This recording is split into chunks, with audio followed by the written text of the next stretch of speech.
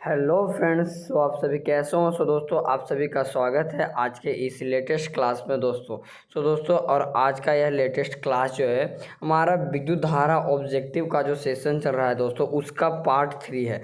क्या दोस्तों, हमारा पार्ट 3 ऑब्जेक्टिव है। इसके पहले हमने पार्ट 1 और पार्ट 2 पढ़ा दिया, जिसमें हम लोगों ने टोटल 100 क्वेश्चंस किए हैं दोस्तों, ठीक है ना। तो आप लोग सबसे पहले आप उस वीडियो को देख सकते हैं, यूट्यूब पे अवेलेबल है, ठीक है।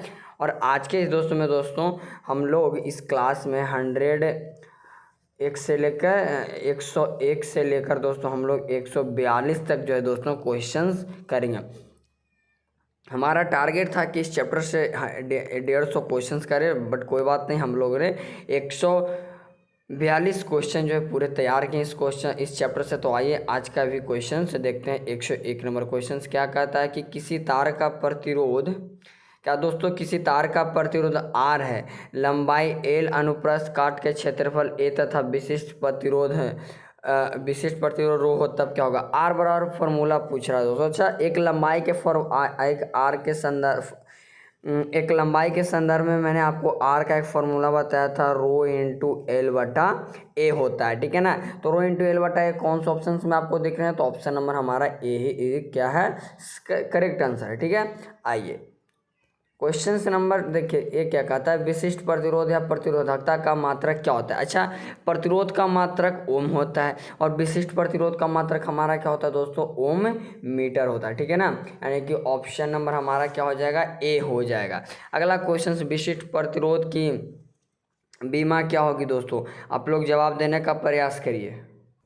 तो दोस्तों, आप लोग क्या करना है, विशिष्ट प्रतिरोध का जैसा कि फार्मूला आपको पता होगा और उस फार्मूले पे आपको क्या कर लेना है, प्रतिरोध का बीमा निकाल लेना है। वेरी सिंपल क्वेश्चन है दोस्तों, इसमें कोई टेंशन वाली बात नहीं आएगा। ऐसे इसका राइट आंसर हमारा क्या आएगा, ए आएगा, ठीक है ना। आप लोग बनाकर देख लीजिए। हाँ, ये क्वेश्चन बहुत ही अच्छे क्वेश्चन है। आइए क्वेश्चन क्या कहते हैं कि विद्युत धारा का समीकरण। अच्छा, विद्युत धारा का समीकरण I बराबर I0 into sine omega T हमने पढ़ाया था। क्या पढ़ाया था दोस्तों, I बराबर ये आपका फॉर्मूला पढ़ाया गया, ठीक है ना। I बराबर I0 into sine omega T. अच्छा, तो कह रहा है कि इतना समीकरण से निरूपित होता है तो विद्युत धारा की आवृत्ति यानी कि F पूछ रहा है दोस्तों। F क्या हो जाएगा हमारा, आप लोग बताने का प्रयास करिए।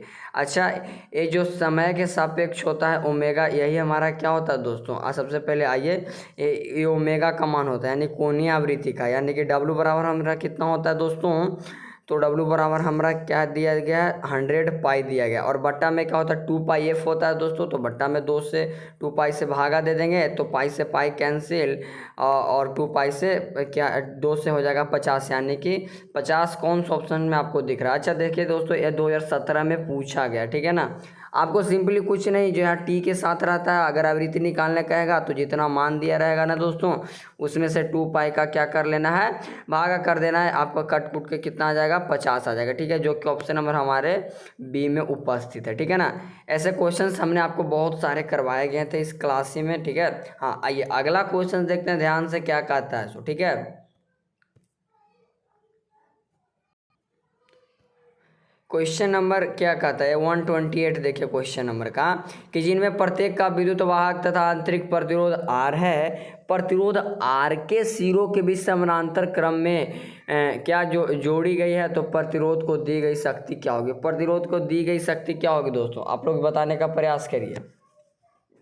क्वेश्चंस काफ़ी इजी हैं दोस्तों, ठीक है ना। तो डरना हड़बड़ाना कुछ भी नहीं है आप लोगों को, ठीक है। तो क्या हो जाएगा दोस्तों, हमारा समानांतर क्रम में जुड़ी है। सबसे पहले देखिए कि प्रतिरोध R के सिरों के बीच समानांतर क्रम में, तो समानांतर क्रम में क्या होता है दोस्तों, हमारा क्या हो जाता है, हमारा क्या हो जाए, उसका आधा हो जाता है, यानी कि कैपिटल R जो है स्मॉल r का क्या हो जाएगा दोस्तों, आधा हो जाएगा, ठीक है। यही पूछता कि अगर श्रेणी क्रम में जोड़ा जाता है तो हमारा R बराबर हो जाता है, क्या दोस्तों, R बराबर हो जाता है हमारा 2R, आंतरिक प्रतिरोध का दुगुना हो जाता है। लेकिन हमारा श्रेणी क्रम क्या दिया गया, क्वेश्चंस में दिया गया, इसलिए राइट आंसर ए होगा, ठीक है ना, ऑप्शन नंबर हमारा ए। आइए भैया नेक्स्ट क्वेश्चन पे देखते हैं। किरचॉफ का विद्युत परिपथ संबंधी प्रथम नियम आधारित है, किससे आधारित है दोस्तों, प्रथम नियम जो है हमारा दोस्तों आवेश संरक्षण से है। किससे दोस्तों? आवेश संरक्षण से। यही पूछता कि द्वितीय नियम या बंद पास का नियम किससे संबंधित है, तो हमारा बोलते हैं ऊर्जा संरक्षण से। हालांकि ऑप्शन हमारा B is the correct answer. ठीक है, अगला क्वेश्चन देखिए, दूसरा क्वेश्चन आ गया।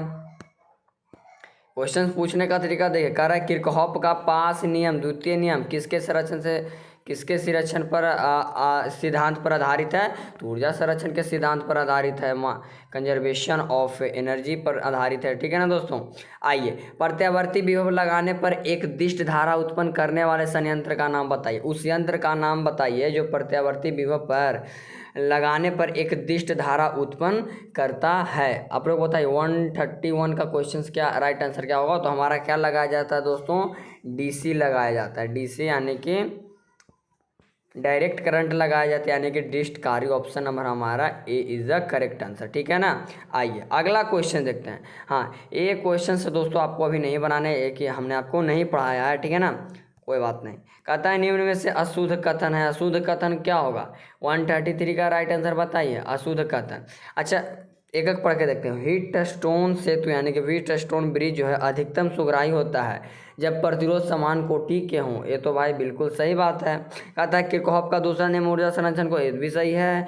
और धारा नियंत्रक विभव विभाजक का भूति भी प्रयुक्त किया जाता है, ये भी तो 100% सही है। ए भी सही है, ये भी सही है। और पूछ रहा है बी, देखिए थोड़ा सा, व्हीट स्टोन सेतु में धारा मापी तथा सेल के स्थान पर परस्पर बदल देने पर सेतु का संतुलन प्रभावित होता है, जो कि बिल्कुल गलत बात है। ठीक है ना दोस्तों। ए यानी कि हमारा क्या हो जाएगा? ए बी राइट आंसर हो जाएगा। ठीक है, आ जाओ।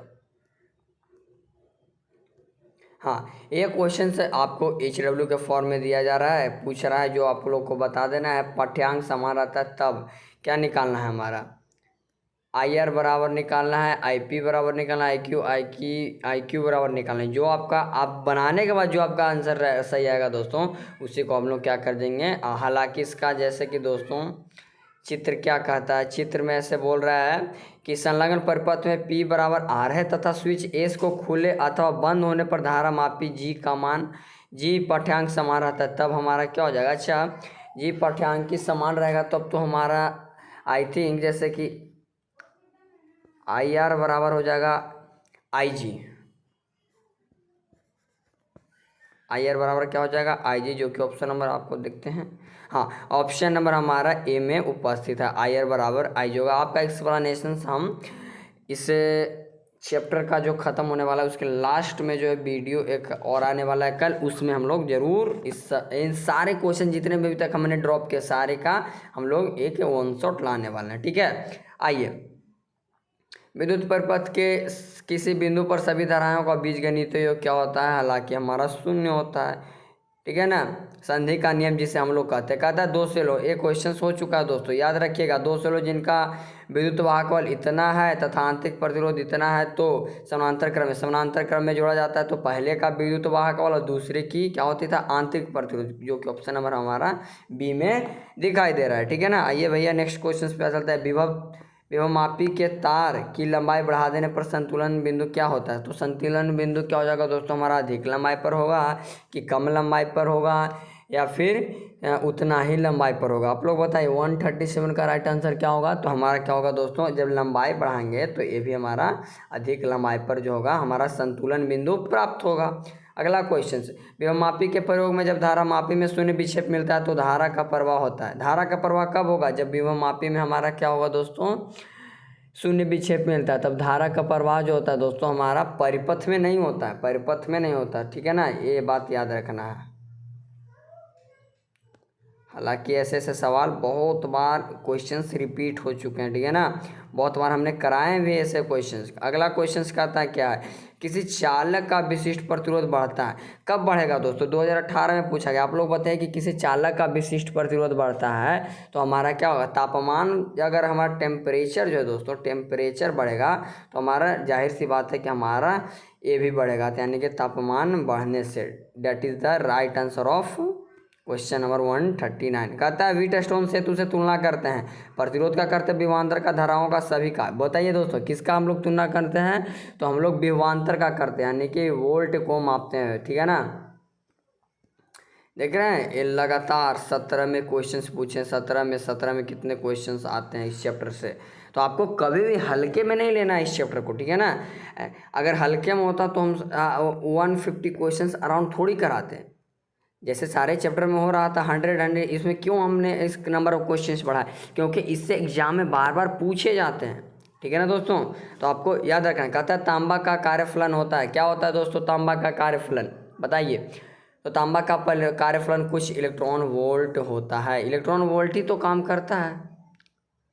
ऑप्शन नंबर हमारा क्या हो जाएगा, ऑप्शन नंबर हमारा ए आ जाएगा, ठीक है।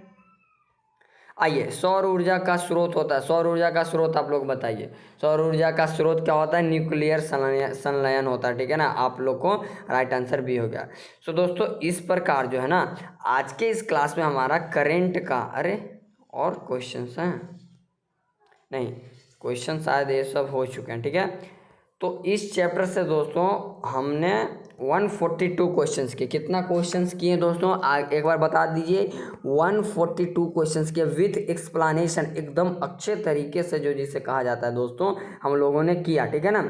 और ये आपका चैप्टर नंबर 3 था, ठीक है ना, चैप्टर नंबर 3 था। अगले चैप्टर जो है चैप्टर नंबर 4 अगर जो भी हो, हम उससे अगर जो ऑब्जेक्टिव लाने वाले हैं दोस्तों वो बहुत ही तगड़ा ऑब्जेक्टिव, जो कि अगला चैप्टर है आपका विद्युत धारा का चुंबकीय प्रभाव, magnetic effect of electric current, ठीक है ना।